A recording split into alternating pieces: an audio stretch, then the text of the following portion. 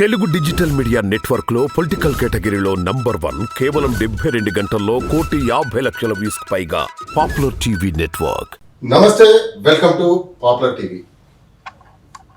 ప్రస్తుతం తెలంగాణలో కాంగ్రెస్ పార్టీ అధికారంలోకి వచ్చి నెల రోజులు దాటిన సందర్భంగా వివిధ కార్యక్రమాలు అంటే 6 గ్యారంటీస్ ఏదైతే ముందు పెట్టుకొని అధికారంలోకి వచ్చారో నెల రోజుల పరిపాలన అయితే కొనసాగిన నేపథ్యాన్ని మనం చూస్తున్నాం. అంతేకాకుండా గత ప్రభుత్వం చేసిన ఏవైతే కార్యక్రమాలు ఉన్నాయో వాటిపైన కూడా సమీక్షలు నిర్వహించుకుంటూ అవసరమైతే కాళేశ్వరం లాంటి ప్రాజెక్టు మీద కూడా ఒక రకమైన ప్రకటనలు చేస్తూ అటు బీజేపీ కావచ్చు ఇటు కాంగ్రెస్ పార్టీ కావచ్చు భిన్నమైన ప్రకటనలు చేస్తూ ముందుకు వెళ్తున్న పరిస్థితి అయితే మనం చూస్తున్నాం.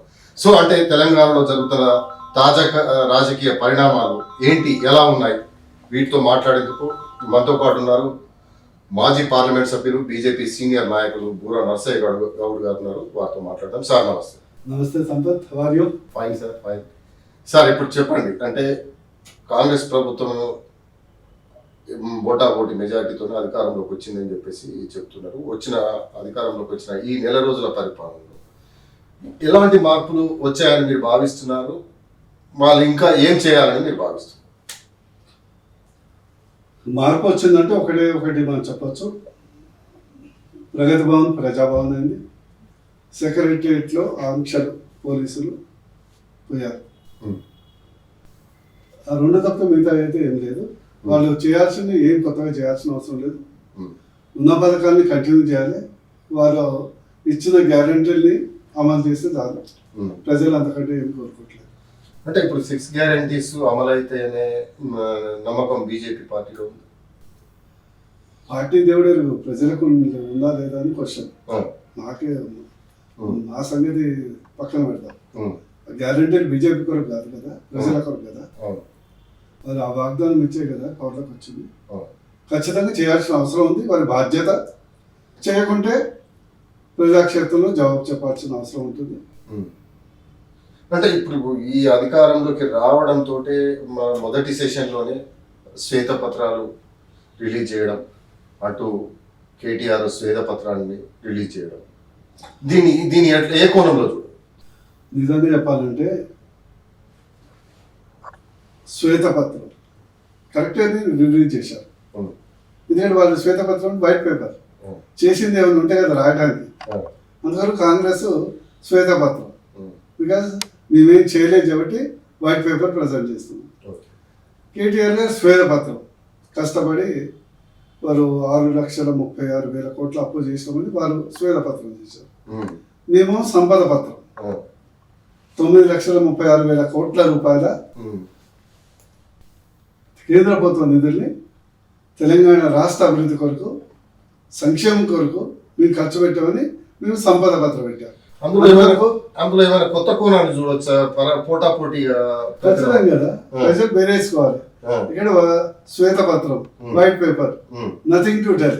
ఇప్పుడు పిల్లగాడి ఇంటికి వచ్చినప్పుడు ఒకటి 0 మార్క్స్ వస్తే శ్వేతపత్రం కదా, ఇక్కడ మైనస్ మార్క్స్, ఇక్కడ plus marks, A grade A+ BJP 9,36,000 కోట్ల రూపాయలు, 5,000 కిలోమీటర్ల జాతీయ రహదారులు, ప్రతి గింజ కొనటం, అదేవిధంగా స్త్రీలకు మరియు శిశువులకు, విద్యారంగానికి, వైద్య రంగానికి, రైతన్నలకు, ఎరువుల సబ్సిడీకి, విద్యుత్ రంగానికి 80,000 కోట్ల.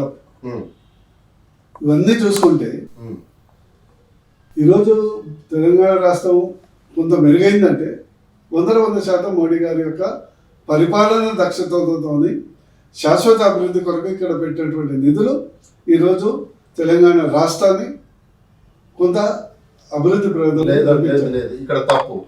కేసీఆర్ సంపద సృష్టించే ఇలా ఖర్చు పెట్టాడని చెప్పేసి బంగారు తెలంగాణ చేసి చెప్తున్నారు. మేమైతే కేంద్రం నుంచి నిధులు విడుదల చేశామని మీరు చెప్తున్నారు. మరి కేసీఆర్ అట్లా చెప్తున్నారు. సంపద సృష్టిస్తే మరి 6,36,000 కోట్ల అప్పటి నుంచి వచ్చి వెరీ సంపద చెప్పండి, మీరు చూపెట్టండి. ఒకటి నేను చెప్తా. గతంలో ఉమ్మడి ఆంధ్రప్రదేశ్లో 66 ఇరిగేషన్ ప్రాజెక్టులు కట్టారు. తెలుసు కదా మీకు. ఇప్పుడు కట్టింది కదా కాళేశ్వరం ప్రాజెక్ట్, 66 కట్టారు. ఆఖరికి మిగిలిన అప్పు 66,000 కోట్లు మాత్రమే. ఉమ్, ఇప్పుడు కాళేశ్వరం ప్రాజెక్టే కాదు కదా, 3 ఉమ్, బ్యారేజీలు, అందులో ఒకటేమో కుంగిపాయ, ఒకటేమో తెగిపాయ. ఉమ్, ఇక వెరీ సాస్తి.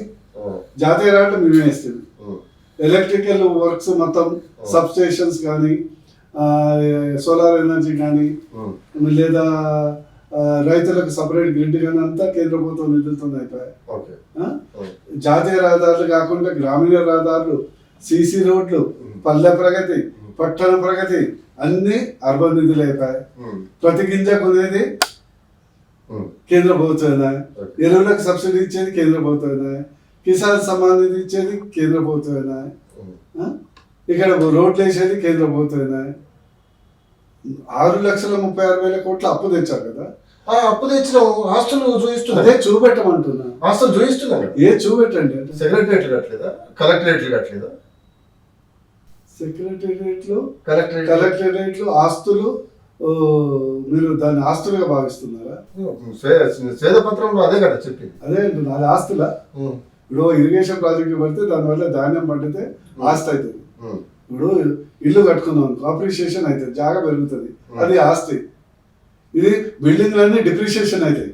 ఇవాళ ఉన్న రేటు రేపు ఉండదు, రేపు ఉన్న రేటు ఎల్లుండి ఉండదు. 6,36,000 కోట్లు పెట్టి నువ్వు సెక్రటరియట్ 1,000 కోట్ల బిల్డింగ్ కట్టినామంటే ఎవరైనా నవ్వుతారా లేదా? చెప్పాలి కదా.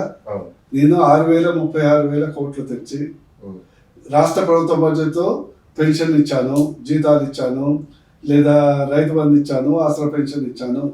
తెచ్చిన అప్పుతో శాశ్వతంగా ఇన్ని కిలోమీటర్లు రోడ్లు వేసిన, ఈ జాతీయ ఇరిగేషన్ ప్రాజెక్టులు ఇన్ని కట్టిన, ఇవన్నీ చెప్పాలి కదా. సో అంటే మీరు మీ మీ మీ పార్టీ వైఫల్యం అనుకోవచ్చా? ఎందుకంటే కేంద్ర ప్రభుత్వం విడుదల చేసిన నిధులను ప్రజల్లోకి తీసుకువెళ్ళడంలో మీ మీ వైఫల్యం అని అనుకోవచ్చా? 100% మాది కొంత వెనుకబాటుతోనే ఉన్నాం. ఎందుకంటే జనరల్ బీజేపీలో ఏంటంటే చేసేది కొండంతా, చెప్పుకునేది ఘోరంతా ఉంటుంది. సో మేము ఇంకా కేసీఆర్ నుంచి చాలా పబ్లిసిటీలో నేర్చుకోవచ్చు అవసరం ఉంది.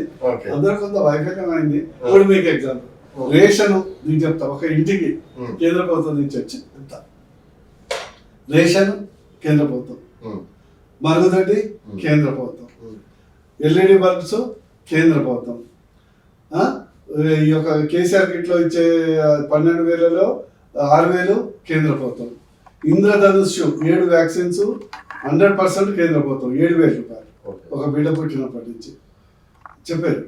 అదేవిధంగా చస్తే పోయే వైకుంఠధామం కేంద్ర ప్రభుత్వం నిధులు, సీసీ రోడ్లు కేంద్ర ప్రభుత్వం నిధులు, ఎన్ఆర్జీఎస్ కేంద్ర ప్రభుత్వం నిధులు, రైతుకు ఒక్కొక్క ఎకరానికి 18,000 రూపాయలు ఎరువుల సబ్సిడీ ద్వారా ఇచ్చేది కేంద్ర ప్రభుత్వం, యాంత్రీకరణ సబ్సిడీ ట్రాక్టర్లు ఇస్తాం కదా, అందులో 50% సబ్సిడీ కేంద్ర ప్రభుత్వం, ఈ చివరకు గొర్రెలు ఇచ్చే నిధులు నేషనల్ లైఫ్ స్టాక్ మిషన్ నుంచి వచ్చే నిధులు. నేను తప్పు చెప్తున్నాను, ఇవన్నీ కేసీఆర్ చేసింది. వాస్తవంగా చెప్పాలంటే కేసీఆర్ ఇక్కడ 5 రూపాయల భోజనం కూడా కేసీఆర్ అనేది చెప్తున్న పరిస్థితి కనిపిస్తున్నది.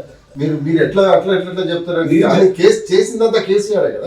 నేను చెప్పింది సంపత్, నేను చెప్పింది తప్పని కేటీఆర్ ఎవరో చెప్పమని చెప్పండి. మీరు చేసేది 5 రూపాయల భోజనం, అదే వాళ్ళు చెప్పుకునేది కదా కదా. సెక్రటరీ కట్టినాం, ప్రగతి భవన్ కట్టినాం, పెద్ద పోలీస్ స్టేషన్ కట్టినాం, బంజారాహిల్స్. అదేదో స్వచ్ఛత సంస్థ పంపిణీ చేస్తున్న 5 రూపాయల భోజనాన్ని కూడా కేసీఆర్ పంపిణీ చేస్తున్నాడు ప్రచారం కూడా. అదే కదా ఎందుకంటే నిజంగా చెప్పాలంటే కేసీఆర్ ప్రభుత్వం పోవటానికి కారణం పథకాల కంటే ప్రవర్తన. మీకు తెలుసు కదా, ప్రవర్తన. తెలంగాణ ప్రజలు ఏదైనా సహిస్తారు కానీ అహంకారాన్ని సాధించారు.